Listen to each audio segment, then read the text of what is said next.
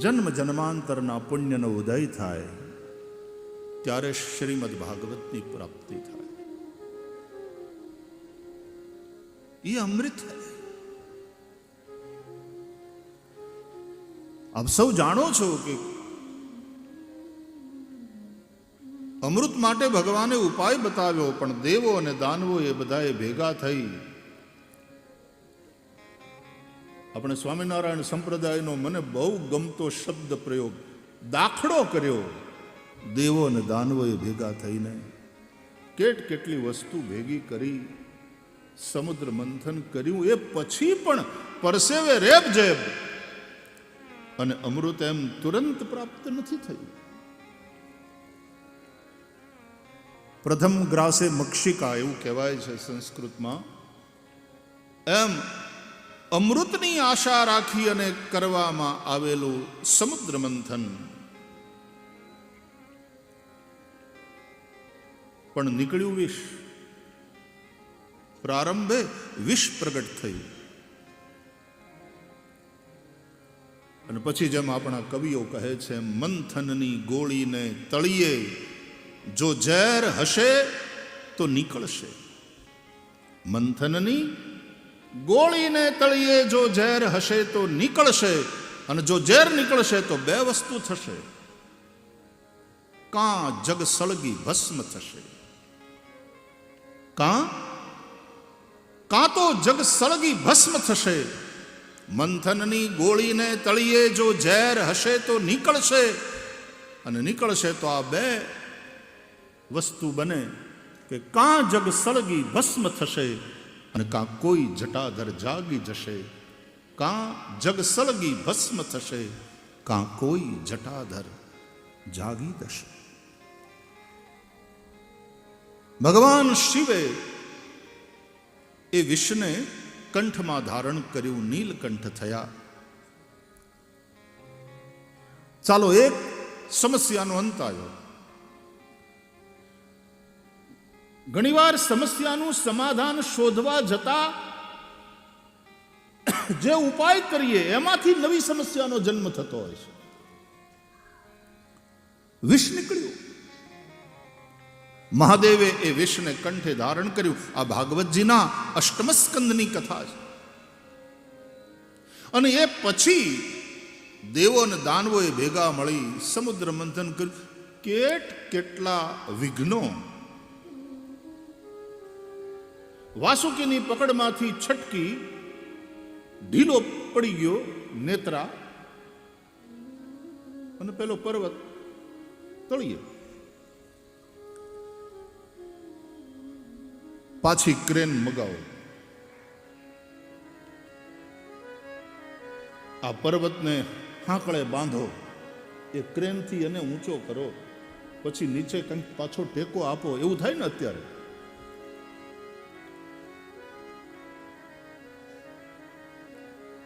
શ્રીમદ ભાગવતના અષ્ટમ સ્કંદની કથા પ્રમાણે જે ભગવાન નારાયણ ગરુડના ઉપર બેસી અને આ રવાયો લઈ આવ્યા હતા, એ જ ભગવાન નારાયણે કૂર્મ બની એ મંદર પર્વતને પોતાની પીઠ ઉપર ધારણ કર્યો, આધાર આપ્યો. યાદ રાખજો, આ ખાલી સ્ટોરીઝ નથી, ये केवल कहानियां नहीं है. हर घटना के पीछे एक संदेश.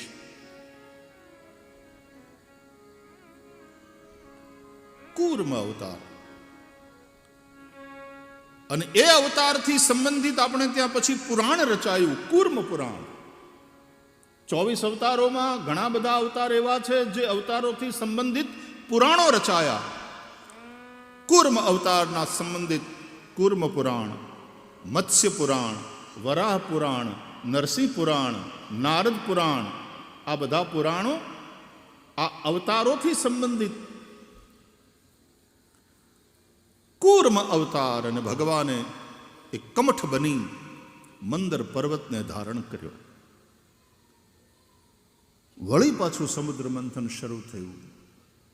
યાદ રાખજો, કોઈ પણ કામ વિઘ્ન વગરનું હોતું નથી, સમસ્યા વગરનું હોતું નથી. શોધવા જઈએ છીએ સમાધાન, પણ એ કામ શરૂ કરો ત્યારે નવા નવા પ્રોબ્લેમ્સ ઊભા થાય, નવી સમસ્યાઓ ઊભી થાય. એવું બને તો હિંમત નહીં હારી જવાની. આશા અમર છે એવી આપણે ત્યાં કહેવત છે.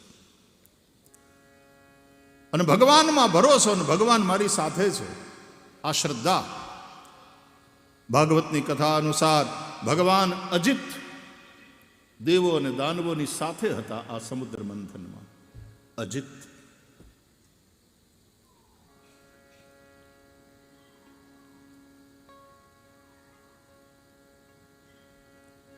વળી પાછું સમુદ્ર મંથન શરૂ થાય છે. આ બાજુથી દેવો ખેંચે, આ બાજુથી દૈત્યો ખેંચે. ઘમ ઘમ ઘમ ચાલુ થયું સમુદ્રમાં. ત્યાં નેત્રા તૂટે, ઓલાના મકોડા ઢીલા થવા માંડ્યા. હાંફી ગયો વાસુકી, અને એના મોઢામાંથી ઝેરની વરાળ નીકળી. બાંધીને મોઢા ગળથ્યા હતા દૈત્યો. દેવો પૂછડે ગયા હતા. એ મોઢામાંથી જેવી ઝેરી વરાળ નીકળી તો દૈત્યો બેભાન થઈને ટપોટપ પડવા માંડ્યા.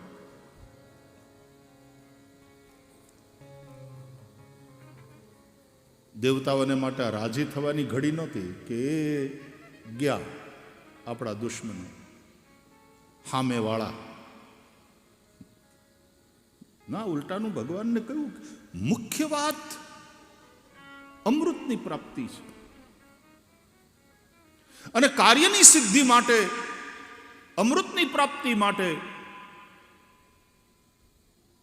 જો શત્રુને સાધવાનો સમય આવે તો એને સાધી લેવો જોઈએ. ભગવાને એક સૂત્ર આપ્યું, આ નીતિ સૂત્ર છે. અરયોપિ સંદેયા સતિ કાર્યાર્થ ગૌરવે અહી મુશકવત દેવા હ્યર્થસ્ય પદવીમ ગતૈ. અરયોપિ સંદેયા, અરય અપિ, શત્રુઓને પણ સાધવા જોઈએ. સતિ કાર્યાર્થ ગૌરવે, કામને સિદ્ધ કરવા માટે. એ વખતે પગે લાગવું પડે તો પગે લાગી લેવાનું. આપણે કાંઈ નાના થઈ જતા નથી. દેવતાઓ સામે ચાલીને ગયા છે દૈત્યોની પાસે, પ્રસ્તાવ મૂક્યો છે, આપણે ભેગા થઈને દાખલો કરીએ, અમૃત મળશે. અમને ખબર છે અમૃત કેમ મળે, યુક્તિ અમારી પાસે છે, પણ અમારા એકલાથી આ કામ નહીં થાય, તમારા સહયોગની જરૂર પડશે. જયેશભાઈ, ભાગવતમાં બધું છે, રાજનીતિ પણ છે. જીવનના કોઈ પણ ક્ષેત્રને સ્પર્શ્યા વગર આ કથા રહી નથી. રાજનીતિ પણ જીવનનું એક અનિવાર્ય અંગ છે. નવી સાડી લેવી હોય તો આ બહેનો પોતાના ધણીને પૂરણપોળી ભાવતી હોય તો રવિવારના બપોરના પૂરણપોળી અને બટેટા વડા કરે, એને જમાડે, કેવી લાગી એમ પૂછે, બહુ સરસ એમ તો કેવું જ પડે. આગ્રહ કરીને બીજી પૂરણપોળી ખવડાવે, અને આ બધું કર્યા પછી ધીમેથી એમ કે હમણાં સાડીનું સેલ લાગ્યું છે, બહુ સસ્તામાં મળે, 50% ડિસ્કાઉન્ટ. હવે આ રાજનીતિ નથી તો શું છે? રાજનીતિ તમારા રહોડામાંથી ચાલુ થાય. વાત ક્યારે મુકાય, કેમ મુકાય, કઈ રીતે મુકાય, આ બધી એને ખબર છે. તો રાજનીતિ એક અનિવાર્ય અંગ છે જીવનનું. અને પછી કૂટનીતિ, ડિપ્લોમસી. સમગ્ર વિશ્વના દેશોની સાથે આપણે રહેવાનું છે, તાલ મિલાવવાનો છે, અને સંઘર્ષના આ સમયમાં દેશે પ્રગતિના પંથે આગળ વધવાનું છે. તો કૂટનીતિક બધા પગલાં ભરવા પડે. એટલે આપણે ત્યાં રાજનીતિના 4 અંગ કહ્યા છે: સામ, દામ, દંડ, ભેદ. એ ચારેયનો આશ્રય કરવો પડે. આપણી ગુજરાતી કહેવત પ્રમાણે જે પાણીએ ચડે એ પાણીએ મુખ્ય વાત કામ થવું જોઈએ. મને ચૂંટણી આવે ને એ પહેલાનો 1 મહિનો બહુ ગમે. એવા ઇન્ટરેસ્ટિંગલી જોતા હોય, સમાચાર સાંભળીએ ને આની હારે અહીંથી કૂદીને આમ, અહીંથી કૂદીને આમ તેમ બધા એવા પોતપોતાના ચોકઠામ ગોઠવવા મળે, મજા આવે જોવાની.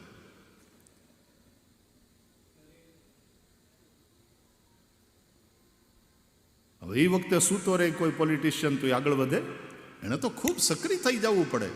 મહિના દિવસ તો એ તો છેલ્લો મહિનો ચૂંટણી પહેલાનો, એ તો એકદમ ટોપ ગિયરમાં હોય ગાડી. પણ 6-8 મહિના પહેલાથી શેતરંજી પાથરવાનું ચાલુ કરવું પડે. રાજનીતિ એ પણ જીવનનું એક અનિવાર્ય અંગ છે. તો આ જે શ્લોક છે ભાગવતનો, અને સ્વયં ભગવાન નારાયણે દેવતાઓને સમજાવ્યું, અરયોપિ સંધેયા સતી કાર્યાર્થ ગૌરવે અહી મુશકવદ દેવા ह्यर्थस्य पदवीम गतई. કાર્યસિદ્ધિ માટે શત્રુને સાધવો પડે તો એને સાધી લેવો. દ્રષ્ટાંત આપ્યું અહી મુશકવદ. અહી એટલે સર્પ, મુશક એટલે ઉંદરડો. જેમ સર્પ અને ઉંદર,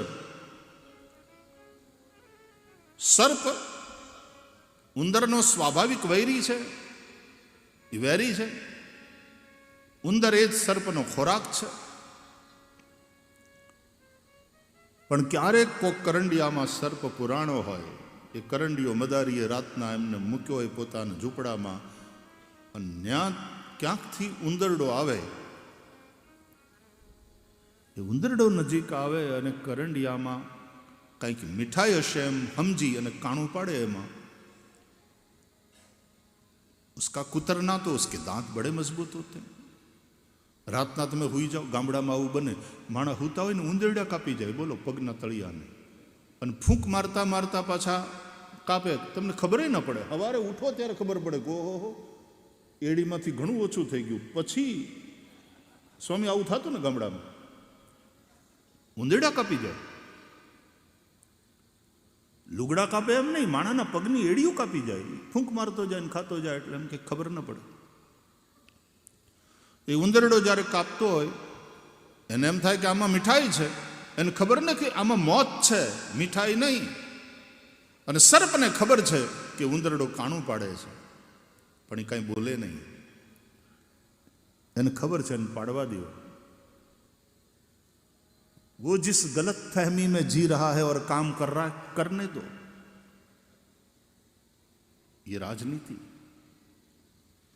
કારણ કે કાણું પાડીને અંદર આવશે, મારા 2 કામ થશે.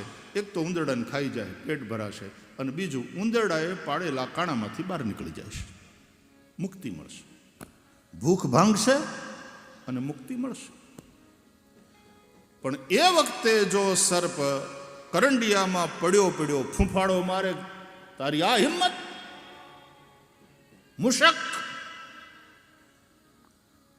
તારો બાપ બેઠો છે અંદર, તારી આ હિંમત, તો ઓલો ભાગી જાય, કામ બગડી જાય. અરયોપિ સંધેયા સતી કાર્યાર્થ ગૌરવે અહી મુશકવદ દેવા હિયર્થસ્ય પદવીમ ગતઈ. કાર્ય સિદ્ધિ માટે તમે જુઓ, આપણે ત્યાં બ્રાહ્મણો પૂજા કરાવે ને,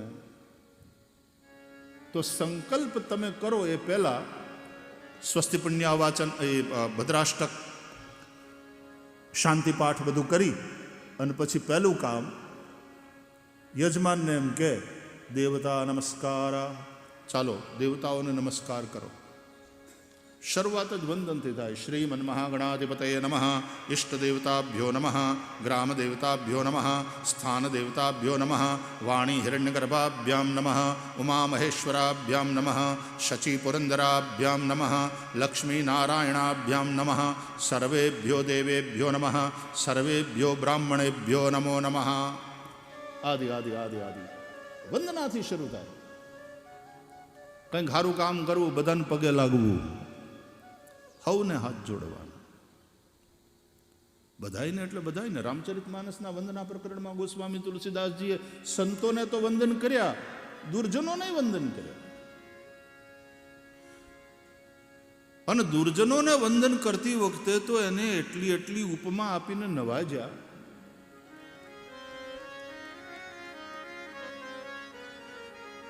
એને ઇન્દ્ર જેવા કહીને વંદન કર્યા. બોલો, ઇન્દ્ર, દેવરાજ. આપણે ત્યાં ગામડામાં છે ને કે ઓલાને કીધું કે તમે દૂધપાક જેવા હો. એટલે આને એમ થયું કે આ મીઠા કહીને આપણને એવી રીતે પ્રશંસા કરે. બાજુમાં બેઠા એમ કીધું, દૂધપાક કહે છે રાજીધામાં દૂધપાકમાં મીઠું ન હોય. એનો કહેવાનો અર્થ સમજ.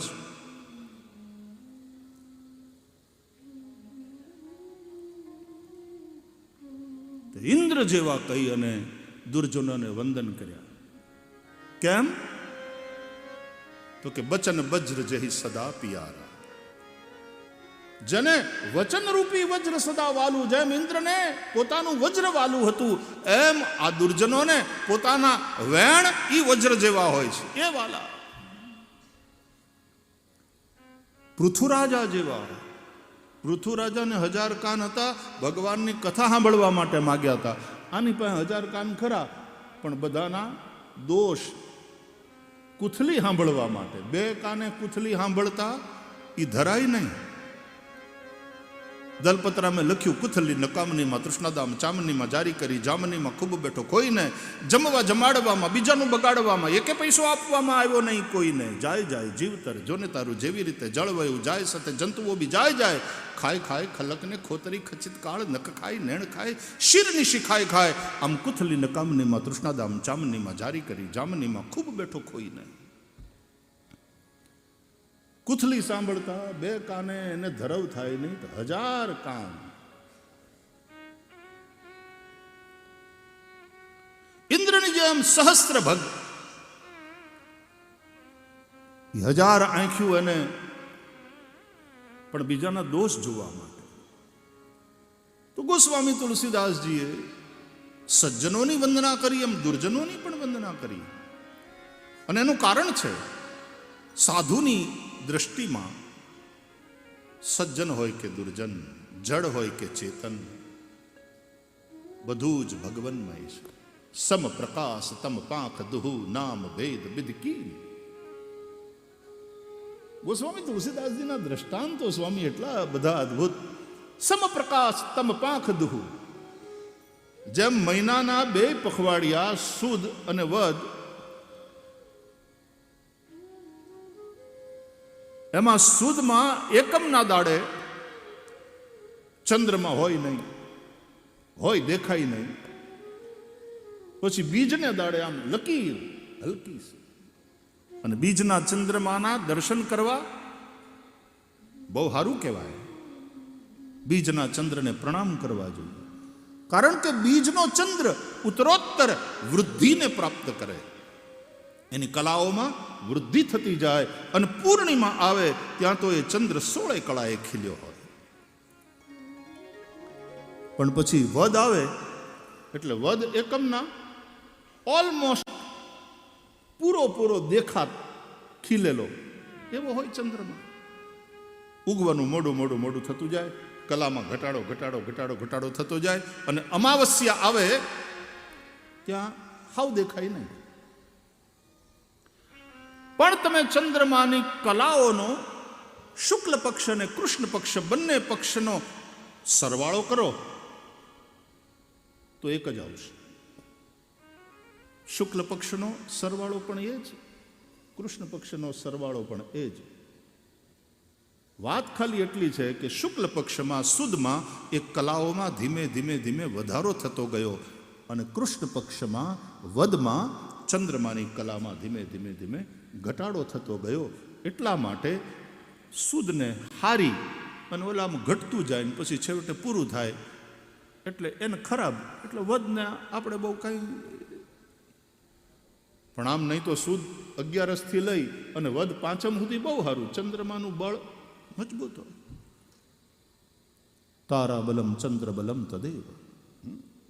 અમારા બ્રાહ્મણો પૂજાના પ્રારંભે તદેવ લગ્નમ સુદિનમ તદેવ તારાબલમ ચંદ્રબલમ તદેવ વિદ્યાબલમ દૈવબલમ તદેવ લક્ષ્મીપતે તેંઘ્રિયુગમ સ્મરામી. ભગવાન લક્ષ્મીનારાયણના ચરણારવિંદનું સ્મરણ અને બધું જ શુભ થાય. લાભસ્તેષામ જયસ્તેષામ કુતસ્તેષામ પરાજય યેષામિંદિવરશ્યામો હૃદયસ્થો જનાર્દન. આ પૂજાની પદ્ધતિ પણ જે આપણા ઋષિઓએ બનાવી છે ને એટલી સાયન્ટિફિક છે. એના એક એક શ્લોકો જુઓ, એ શ્લોકોના અર્થો તમે જુઓ. વંદન કરવાનું મુશ્કેલી શું છે, આપણું ધ્યાન પૂજામાં હોતું નથી. અને ઘણીવાર ગોર બાપા બહુ બિઝી હોય તો એનું ધ્યાન બીજી પૂજામાં હોય.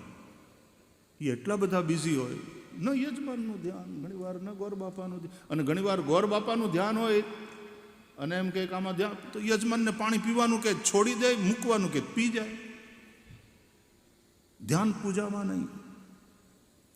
હું હંમેશા કયા કરું મારી વ્યાસપીઠ ઉપરથી, કર્મકાંડ અત્યંત મહત્વપૂર્ણ વસ્તુ છે. વેદોના અધિકાંશ મંત્રો કર્મ સે સંબંધિત છે. અને આપણે બધા કર્મ જગતના લોકો છીએ. જ્યાં સુધી શરીર છે ત્યાં સુધી કર્મ કરતા રહેવાના હોય છે અને થતા પણ રહે છે. પ્રકૃતિના ગુણોને વશીભૂત બની અને શરીર કર્મ કરતું રહે છે. અને આપણે તો એવું માગીએ છીએ, વેદોની અંદર મંત્રો છે, જીવેમ શરદશતમ તચ્ચક્ષુર્દેવ હિતમ પુરસ્તાદ શુક્રમચ્ચરત પશ્યેમ શરદ શતં જીવેમ શરદ શતં પ્રબ્રવામ શરદ શતં અદીનાહ સ્યામ શરદ. અમે 100 વર્ષ પર્યંત જીવીએ. પ્રબ્રવામ, અમારી વાણી જરાય, પ્રાણ શક્તિ અમારી કમજોર ન પડે. અને 100 વર્ષની ઉંમરે પણ હાકલો પાડીએ તો ઓલે હેઠે જે ઊભો હોય એને સંભળાવવું જોઈએ. શતમ પ્રબ્રવામ જીવેમ શરદ શતમ. અમે 100 વર્ષ સુધી જીવીએ પણ ખાટલામાં પડ્યા પડ્યા નહીં, બચાડા બનીને નહીં. શતમ અદીના, અદીન બનીને અમારી ઇન્દ્રિયો કામ કરતી રહે. અમારી આંખ 100 વર્ષ પર્યંત જુએ, અમારા કાન 100 વર્ષ પર્યંત સાંભળે, અમારા ટાંગા દોડતા રહે. મેં ઘણા એવા વડીલોને જોયા છે કે પછી આમ કોઈ ટેકો આપવા, એ બાપા હજી તો આમાં જોર છે, એને કોઈનો ટેકો લેવાનું પણ જલ્દી ગમે નહીં. પરાધીનતા નહીં, પરાધીન સપને એવું સુખ નહીં.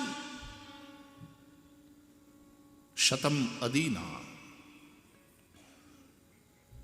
ગઈકાલે આવતા આવતા ભાઈ પ્રવીણ મને કહેતો હતો, હું થાકું નહીં કે આટલું દોડાદોડી થાય, ન થાકું. મેં કીધું એવો ને એવો રહે છે.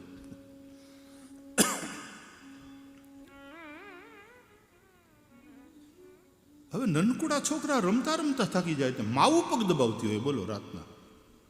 મેં જોયું છે. હાવ સાચું કહેજો, એવું થાય છે કે નહીં? મમ્મી મારા પગ દુખે, હું રમી રમી તો મમ્મી પગ દબાવતી હોય. હવે ઈવડો તો મોટો થઈને દબાવશે કે નહીં ખબર નહીં, મમ્મીઓ દબાવે.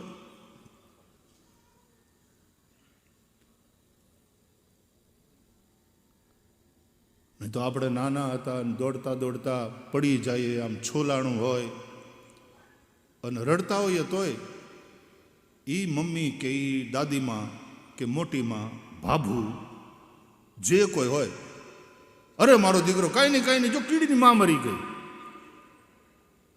એ કીડીની માને કોઈ દી જોઈ નહીં, પણ તો એ કીડીની માં મરી ગઈ આટલું કે ત્યાં ધ્યાન ડાયવર્ટ થઈ જાય,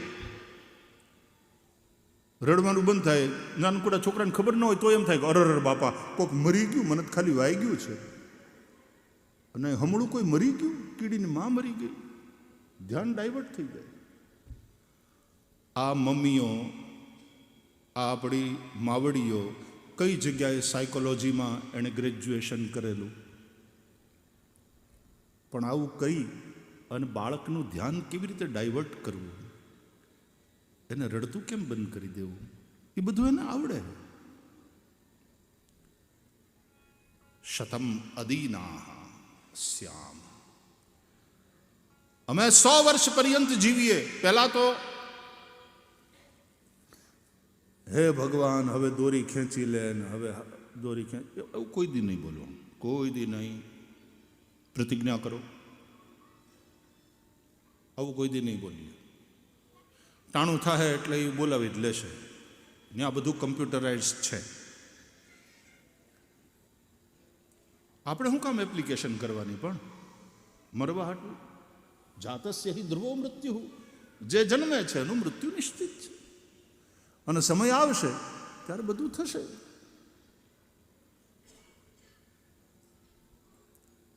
ઉલટાનું 100 વર્ષ જીવવા માટેનું मन, दृढ़ मन,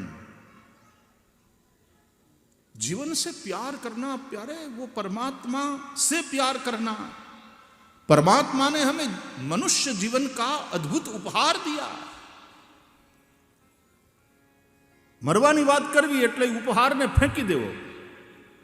ભગવાને જે ગિફ્ટ આપી હોય એનો તમે ઘા કરો. અરે કોઈ તમને ખાલી આમ ફૂલનો બુકે આપે પ્રેમથી અને તમે એનો ઘા કરી દો તો શું થાય? એ સામેવાળાનું ઇન્સલ્ટ છે. એમ જે આત્મહત્યા કરે છે એ ભગવાને આપેલા બુકેનો ઘા કરે છે, ઈશ્વરનું ઇન્સલ્ટ છે. કે અમને નથી પસંદ તે જે આપ્યું એ, તુંય પસંદ નહીં, તારી આ ગિફ્ટ પણ પસંદ નહીં. એટલા માટે આત્મહત્યા ધાર્મિક દ્રષ્ટિએ પાપ છે, કાનૂનની દ્રષ્ટિએ અપરાધ છે. જિંદગી સે પ્યાર કરો. અને જે જીવતા તો રહે છે પણ પછી પાછા વ્યસનમાં, વ્યભિચારમાં, ખોટી વાતોમાં જીવનને વેડફી નાખે, એ પાછા આ ગિફ્ટનું અપમાન કરે છે. એ પણ અનાદર છે. जीवन का अनादर नहीं. भक्त वो है जो कभी भी जीवन का अनादर नहीं करता. हाँ, भक्त છે એ ભગવાનને એમ જરૂર કે એ પ્રાર્થના કરે એક સમય આવે, इतना तो करना स्वामी, इतना तो करना स्वामी कि जब प्राण तन से निकले गोविंद नाम लेकर फिर प्राण तन से निकले. श्री गंगा जी का तट हो, यमुना का बंसी बट हो. श्री गंगा जी का तट हो, यमुना का बंसी बट हो. मेरा सांवरा निकट हो, जब प्राण तन से निकले. इतना तो करना स्वामी, जब प्राण तन से निकले. गोविंद नाम लेकर फिर प्राण तन से निकले.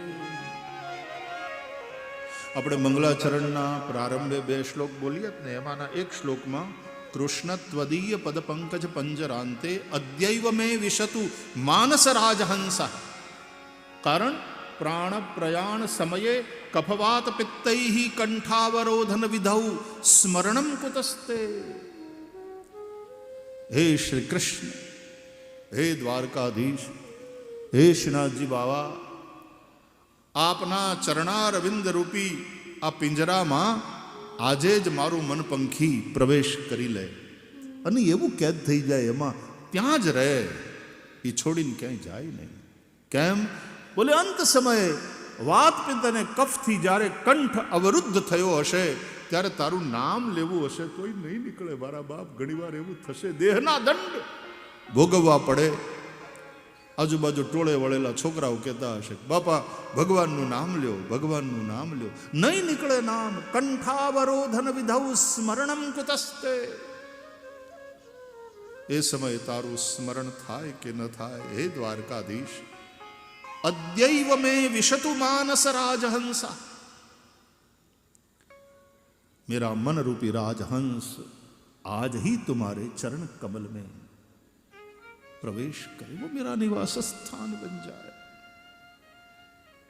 नाथ आपके चरणों को छोड़कर मेरी मति कहीं न जाए. આવી પ્રાર્થના કરો. પણ હવે તો બહુ થયું ને, એ મારા નાથ હવે દોરી ખેંચી લે ને હવે બોલ. નહીં, આવું નહીં કહેવાનું, બિલકુલ નહીં.